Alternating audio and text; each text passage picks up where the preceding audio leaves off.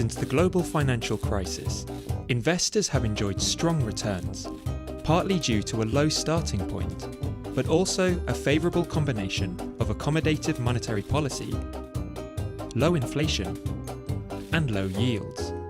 But now, 10 years on from the GFC, each of these is reversing, and equity investors have been on somewhat of a rollercoaster ride since the end of 2018, with two large sell-offs followed by impressive rebounds in early 2019. However, there has been much reference to the market being late cycle. So what does a late cycle market mean?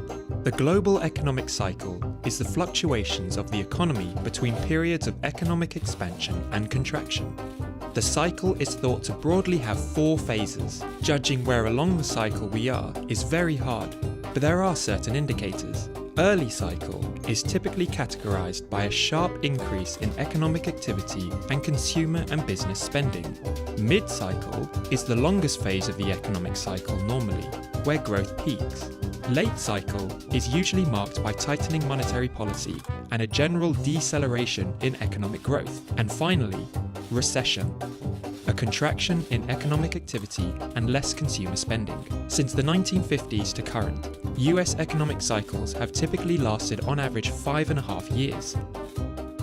However, there is a wide variation in lengths to cycles, ranging from just 18 months up to 10 years. So, just how much longer can the current economic cycle last? With the gradual removal of extraordinary central bank support measures and rising inflation, 2019 does look set to be a transitional year in global markets. However, whilst we see global financial markets set to gradually slow, we believe that an outright recession is not imminent and the cycle still has room to run.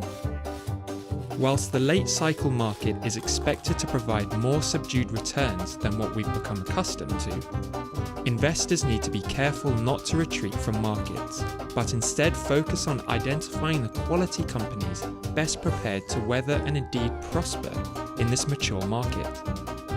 Factors such as asset allocation, access to multiple sources of income, and active stock selection has become even more critical in meeting their goals.